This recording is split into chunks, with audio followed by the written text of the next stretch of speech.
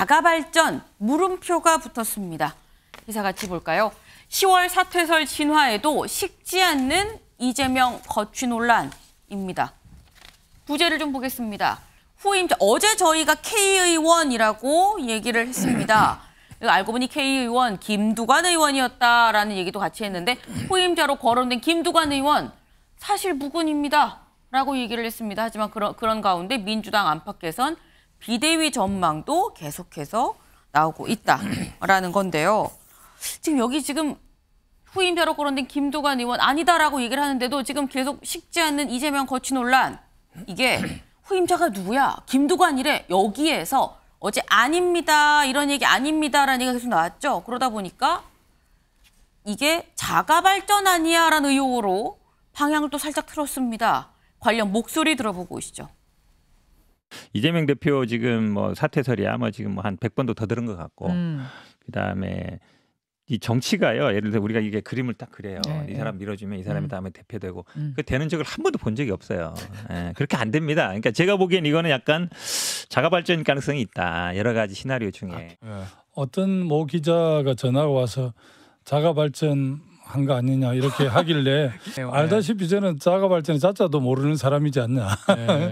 제가 그런 정치를 잘 안 한다 이렇게 이야기를 하니까 웃고 말았죠. 네. 이재명 대표랑 측근이라고 꼽히는 현근택 변호사가 자가발전의 가능성을 제기를 했습니다. 그런데 김두관 의원, 나는 그렇게 정치하는 사람이 아닙니다. 자가발전의 자자도 모릅니다라고 부인을 했습니다. 윤영걸 대표님, 자가발전 가능성 어떻게 보세요? 저는 뭐 자가발전 가능성은 거의 없다고 봅니다. 없다. 예.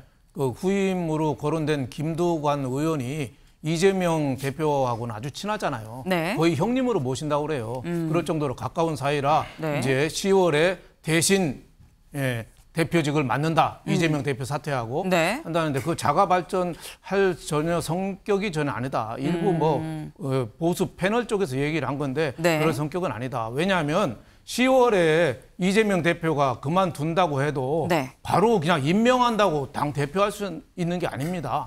전당대회를 해야 됩니다. 그쵸. 전당대회 하면은 그 이재명 대표의 아바타 비슷한 성격으로 김두관 의원이 나온다고 그래서 그게 되겠습니까? 저는 오히려 친명하고 비명하고 갈등만 더 세지지 오히려 안 될 거다. 이번에 저는 드러난 게 네. 이재명 대표의 당권이 리더십이 지금 많이 흔들리고 있다. 그리고 8월에 뭐 우속 체포영장 뭐 얘기도 나오면서 네. 여러 가지 복잡한 변수가 있어서 당내에 이대로는 총선 치르기는 좀 어렵다. 이런 공감대가 있는 걸로 알고 있는데 제가 생각은 이재명 대표가 무슨 판단을 하더라도 공천권을 쥐려고 하거든요. 그거는 제가 보기에는 12월 말까지 대표를 해야 됩니다. 왜냐하면 12월 내년 8월 말에 네. 이재명 대표의 대표 임기가 끝나요. 네. 대표 임기 끝나기 8개월 전까지만 당대표를 전당대회 안 하고 임명할 수 있어요. 비대위 체제로. 네네. 그러니까 제가 보기에는 12월 말쯤에 비대위 체제로 가서 그 이재명 대표가 유리한 사람을 임명해서 아바타 비슷하게 해서 공천권을 계속 쥐려고 할 가능성이 지금으로 와서는 높지 10월에 사퇴해서 다시 전당대회를 해서 지금 가뜩이나 친명, 비명 갈등이 거의 요새 온도가 거의 35도 넘는데 당내 갈등도 이거 심하거든요. 이게 폭발합니다. 폭발. 예, 그래서 총선을 앞두고 저는 그런 일은 안 할 거로 보고 그냥 말하기 좋아하는 사람이 네. 10월에 김두관 의원이 당대표 할 거다 이렇게 꺼낸 거 아닌가 저는 이렇게 생각하고 있습니다. 근데 지금 사실 직접 목소리를 들으셨습니다만 자가발전을 얘기한 게 현근택 변호사입니다. 근데 신정현 의원님, 네. 현근택 변호사는 친명이거든요. 처음에 뭐 10월 사퇴설 그리고 후임 김두관 의원 얘기를 꺼낸 거는 보수의 장성철 소장인데 네. 그 뒤에 자가발전을 얘기한 건 현근택 변호사입니다. 현근택 변호사가 같은 친명 김두관 의원한테 자가발전 아닙니까? 라고 얘기를 한 것도 사실 약간 좀 묘한 포인트긴 해요. 그러니까 뭐 그런 친소 관계를 떠나서 네. 아마 이 문제는 애초에 사실 무근일 확률이 매우 높아요. 예, 그래서 장성철 소장이 한 말이 이렇게 정치권을 뒤흔드는 것도 얼마나 우리 정치가 호사가들의 입에 많이 밑바탕부터 흔들리는가를 좀 전면적으로 보여주는 것 같아요. 저도 당내에 이 이야기가 돈 이후에 열심히 취재를 해봤는데 네. 친명이든 비명이든 누구도 여기에 대해서 공감하거나 이 사실을 인지조차 하는 사람이 없었거든요. 그런 면에서 저는 이 자체는 아주 사실무근의 이야기라고 저는 생각하고요. 해프닝에. 네, 맞습니다. 예. 네, 완전히 사실무근이다라고 지금 말씀을 하셨습니다. 근데 지금 말씀 중에 얘기가 나온 게 지금 윤영걸 대표님도 이거는 아닐 거다. 자가발전하는 사람도 아니다. 김두관 의원이. 하지만 12월에 비대위는 할 수 있다. 12월까지 버티고 비대위는 할 수 있다라고 얘기를 했는데 비대위로 가려면 전당대회를 안 해도 일단 이재명 대표가 내려온다는 게 전제가 돼야 비대위로 넘어갈 수 있는 거죠. 기자들이 이재명 대표한테 물었습니다. 사퇴설이 나오는데요 라고 물었던 이재명 대표 뭐라고 얘기했을까요? 들어보고 오시죠. 그 10월 사퇴설 이런 게 좀 잠깐 나왔던데 좀 어떻게 보세요? 글쎄. 윤경호 의원님. 사퇴설이 나오는데도 아유 아닙니다가 아니가 허허허 글쎄요입니다. 이건 어떻게 봐야 되죠? 정치판에 음모론이라는 얘기 많이 하잖아요. 네. 제가 보기에는 이런 게 전형적인 음모론으로 지탄을 받을 수도 있다. 10월 더군다나 사퇴설이. 아니 이게 당사자 쪽인 민주당 내에서 나온 얘기도 아니고 전혀 관계도 없는 그냥 정치평론 입으로 뭐 판을 세상을 재단하는 분들 중에 얘기가 나온 거. 그러니까 흔히 말하는 그 정보지, 찌라시 뭐 이런 거 있잖아요. 그런데 나온 거하고 비슷한 수준. 그런데 이렇게 왜 흔들릴까? 저는 지난주 금요일에 갤럽 여론조사를 한번 보세요. 국민의힘의 지지율이 뭐 35%? 네. 반면에 민주당 지지율은 뭐 20%대 후반 뭐 이랬잖아요. 근데 한번 상식적으로 생각하면 최근에 국민의힘은 그렇게 잘하고 있고 민주당은 그렇게 죽을 쓰고 있을 만큼 못했나. 그러니까 잘하고 못하고를 떠나서 지금 정부 여당이 국민들에게 뭐 그래 웬만큼 하고 있어라고 박수를 받을 만한가. 대통령은 그런 건가. 해외 순방 갔는데 대통령 부인은 명품점 쇼핑하고 다녔다고 그러지요. 또 뭐 수해 현장 뭐 가면은 그게 도움이 되느냐라는 얘기를 대통령 참모가 했다고 그러죠. 뭐 충북 도지사 뭐 잇따른 뭐 저런 무책임한 언행 이어지고 있죠. 아무리 지자체장이라 하더라도 과연 지금 이 정부가 제대로 가동이 되고 있는 거냐 이런 걸 생각하면 정부와 여당에 대한 평가인데 그 얘기는 뭐냐. 정부 여당이 못하고 있는 거에 대한 반사 이익을 지금 제1야당이 제대로 못 먹고 있는 거 그것 때문에 이런 얘기가 먹히는 거죠. 그러나 아까 현근택 부원장이 한 얘기인가요? 네. 이재명 대표의 사퇴 얘기는 100번 아니라 1000번 나왔죠. 이보다 더 위기가 막 몰아닥쳤을 때 네. 실제로 체포동의안이 막 발의가 되고 이재명 대표에 대해서 기소를 마구마구 막 검찰이 쏟아 부을 때도 오히려 사퇴론이 더 많이 나왔는데 네. 그때는 넘어갔는데 지금은 과연 왜 이게 먹힐까? 결국 이대로 민주당이 총선에 임하면 무조건 진다. 그런 거에 대한 어떻게 보면 걱정 또는 뭐 한쪽에서는 이 세력 싸움에서 지금 얼른 이 과실을 먹고 싶은 이런 것들이 다 맞물려 있는 거 아니겠어요? 그러나 불행하게도 지금의 제1야당의 대표 이재명 대표는 타율적인 강제가 아니면 아마 저 자리에서 물러나지 않을 것 같아요. 뭐 타율적인 강제 여러 가지가 있겠죠. 법원의 판결 또는 뭐 다른 뭐 등등등. 네. 하여튼 그런 점에서 보면 네. 저런 그 어떻게 보면 당사자도 아닌 쪽에서 나온 얘기 이런 거는 정치판에 절대로 사실은 도움이 안 되는 것 같다는 생각이 들어요. 근데 그렇다고 한다면 제가 여쭤본 게 왜 명확하게 사퇴설인데 아유 아닙니다 라고 명확하게 딱 얘기를 할 수 있는데 그렇게 얘기 안 하고 글쎄요라고 얘기를 하면서 약간 여지를 두는 듯이 얘기를 한 건 낮은 당의 지지율이나 이런 부분에 대한 어떤 자신의 책임을 자각하고 있는 면으로 봐야 된다는 말씀이에요. 당연히 그걸 느끼지 않으면 그건 이상한 거 아니에요?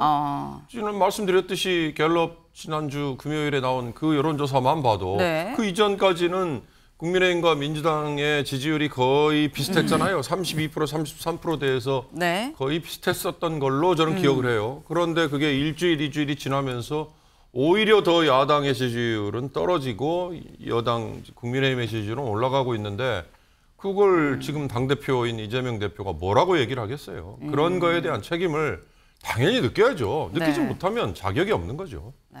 단호하게 아닙니다라고 말하기에는 지금 현재 상황에 대한 당대표 책임을 자각하고 있을 것이다 라는 그런 말씀이셨는데 말씀처럼 이재명 대표에 대한 이 사퇴설 그 전에도 정말 뭐 100번, 1000번까지 말씀하셨습니다. 많이 나왔었습니다. 그때 지난 3월이었었던가요? 그때 이런 얘기가 나왔었거든요. 그 목소리도 같이 들어보고 오시죠. 그리고 총선 승리를 위해서는 어떤 일도 해낼 수 있다, 어떤 일도 할 수 있다는 이런 취지의 이 총선 승리를 위한 역할에 대한 말씀도 하셨고요. 네. 지금 이재명 대표가 비공개로 있었던 이 의총에서 뭐라고 얘기를 해요? 총선 승리를 위해선 어떤 일도 해낼 수 있다. 하지만 뒤에 부연 설명은 붙이지 않았다. 이게 대체 어떤 의미냐라는 얘기가 그때 굉장히 많이 뭉실뭉실 나왔었습니다. 신정현 의원님. 예. 그때 나왔던 얘기 중에 하나가 이재명 대표와 비명계 간에 약간 어떤 약속 아닌 약속이 좀 있었다. 이재명 대표가 뭐 물러날 거다 걱정하지 말아라라는 뭐 이런 얘기 취지가 있었다 없었다 막 이게 한참 얘기가 있었거든요. 진실이 뭡니까? 저도 그 자리에 있지 않아 진실은 모르겠습니다만 그럼에도 예측컨대 아마도 그때 당시에 지지율이나 아마 사법 리스크의 문제가 실질적으로 불거져 나왔을 때 이재명 대표의 거취 문제가 어느 정도 나왔던 걸로 저는 이해를 했고요. 그 네. 당시에는. 그런 문제들이 실제로 혁신위를 띄우면서 지금 이 시점에 왔을 때 그 혁신위를 통해서 뭔가 새로운 어떤 전환기를 맞아보려고 했지만 지금까지의 혁신위는 사실은 저는 실패의 길을 걸어가고 있다고 생각해요.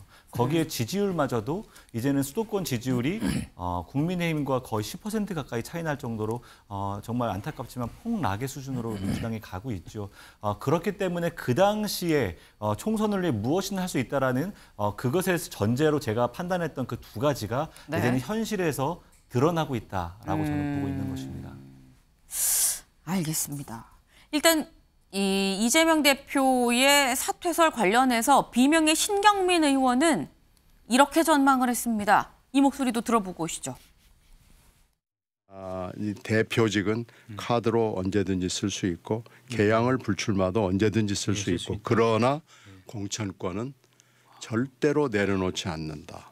그러나 이제 대표직을 내려놓으면서 공천권을 행사할 수 있느냐 하니까 그러면 아바타 당권을 가지고 공천권은 끝까지 놓지 않을 것이다. 저는 그렇게 전망하고 분석합니다. 네, 일단 신경민 의원은 뭐 당장 지금 사퇴한다는 얘기 나는 아닐 거라고 본다라고 얘기를 하면서 한 얘기가 대표직 사퇴 카드도 있고 개항을 불출마 카드도 있고 지금 여러 개 카드가 많다 이런 취지로 얘기를 했습니다. 근데 여기에서 그럼 여쭤볼게. 지금 개항을 불출마 카드도 있다고 얘기를 했죠. 앞에 OX 팻말이 있습니다. 이재명 대표 개항을 불출마한다. 하나 둘 셋.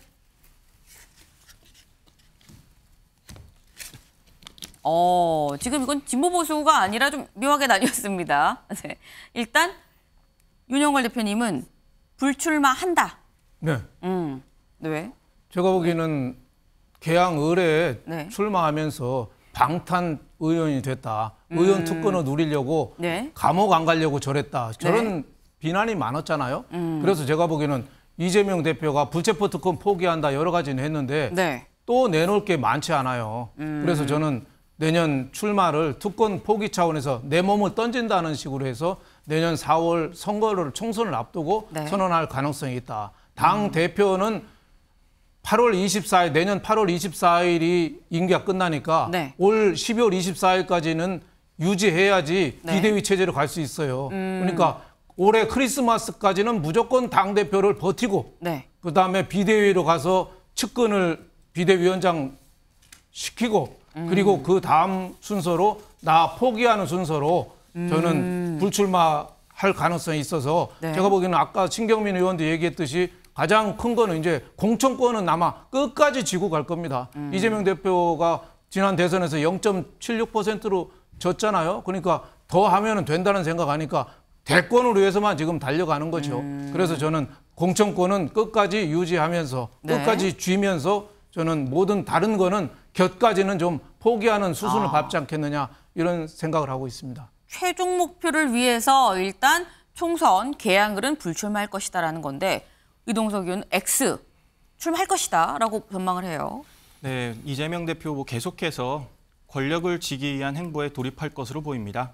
이게 사실 원외 당대표 그리고 네. 원내 당대표 이거를 가진 거는 상당히 이게 권력 차이가 있거든요. 네. 그만큼 이재명 대표가 앞으로 총선에 계속해서 출마할 것이다. 저는 그 권력의 중심에는 이재명 대표의 국회의원직을 고수할 것이라는 게 저는 전제돼 있다고 판단을 하고요. 네. 이번 사실 원외 그러니까 원외가 아니라 이제 국민의힘 패널에서 시작된 이런 논란이 네네. 저는 이 민주당의 현실을 그대로 보여주는 게 아닌가 저는 그렇게 생각하고 있습니다. 이게 민주당이 상당히 지금 과민 반응을 보이고 있잖아요. 이 자체를 놓고 보면 민주당 내 친명 그리고 비명 간 이게 구체적인 그러니까 권력 싸움이 본격화된 시점이 바로 이 시점이다. 저는 그렇게 보고 있고요. 이재명 대표가 지금 기자 백브리핑에서 글쎄요. 저는 글쎄요. 네. 이거를 놓고 보면 이거를 강력하게 차단해서 당내의 논란을 불식시켜야 되지 않나 그런 아쉬움이 현재 당내에서 나올 거라고 저는 확신하고 있습니다. 네. 일단 이재명 대표의 총선 불출마 2대2로 지금 나뉘었습니다. 두 분은 안 나올 것이다. 두 분은 나올 것이다라고 했는데 좀 지켜봐야 될 것 같은데 근데 신경민 의원이 한 얘기 중에 사실 또 다른 포인트가 있습니다. 아바타 당권 얘기를 했습니다. 신경민 의원. 네. 아마도 당권은 이재명 대표 계속 쥐고 갈 것이다. 아바타 당권으로 쥐고 갈 것이다. 라고 얘기를 했는데 신정현 의원님. 네. 그럼 결국 공천은 이재명 대표 본인이 할 것이다. 라는 그런 전망이에요. 동의하십니까? 네, 동의합니다. 아. 네, 이거는 결론은 정해져 있는 것이죠. 이재명 현재 당대표가 당권 그리고 다시 말하면 공천권을 포기하는 순간 네. 사실상 지금의 이재명 당대표를 중심으로 한 리더십이 무너진다라는 건 정치를 조금이라도 아는 분들의 당연한 공식이고요. 그 전제 하에서 10월 사퇴설이든 12월 사퇴설이든 네. 여러 가지 시나리오들을 대본으로 받았을 거예요. 이 대본 중에서 그래도 내가 조금은 더 국민들에게 인정받고 사퇴할 수 있는 좋은 시나리오가 뭔지를 지금 검토 중에 있을 거라고 저는 생각을 하고요. 다만 정말로 8월에 있을 불법 대북 송금 재판과 9월에 있을 선거법 재판 결과들 이제 줄줄이 나오기 때문에 아마도 10월 사퇴설에 저는 조금 더 무게를 두고 싶은데요. 가장 큰 이유는 이것입니다. 10월에 사퇴를 하고 네. 그 이후에 만약에 전당대가 열려져도 네. 지금의 당의 어떤 구조 속에서는 이재명 대표의 가까운 인사가 아마도 대표로 선출될 확률이 지금의 당의 어떤 상황 속에서는 매우 높다고 저는 생각해요. 그런 면에서 10월 사퇴설이 이재명 대표의 어떤 리더십, 아까 신경민 전 의원의 표현대로 아바타 당대표를 세우는 것에도 전혀 무리가 없다라고 판단하시지 않을까라는 생각을 해서 지금의 어떤 8월, 9월의 사법 리스크를 뛰어넘기 위한 10월 사퇴설도 저는 충분히 가능성이 있다 이렇게 보고 있습니다. 근데 그렇다고 한다면 신 의원님, 요것만 짧게 여쭤보겠습니다.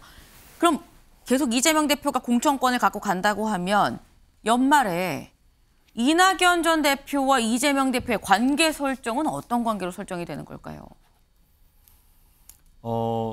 공천에 대한 것은 상당히 민감한 문제죠. 그쵸. 그래서 또 어쨌든 지금의 친명과 비명 사이에 어떤 갈등이 물밑에서는 되게 치열하게 이루어지고 있습니다. 아마도 12월에 이것이 물망에 오를 때 저는 이렇게 생각합니다. 만약에 이것을 어떤 공정한 시스템, 공정한 룰을 제대로 확정하지 않은 상태로 마무리가 되어버리면 네. 아마도 이낙연 대표를 가까이 두고 있는 의원들뿐만 아니라 비명 전반에서 아주 대대적인 반발의 움직임들이 구체적으로 나올 수 있을 것이다.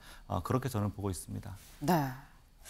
공천권을 끝까지 가지고 간다고 한다면 비명, 친명 간의 갈등이 극대화될 수밖에 없다라는 말씀을 주셨는데요.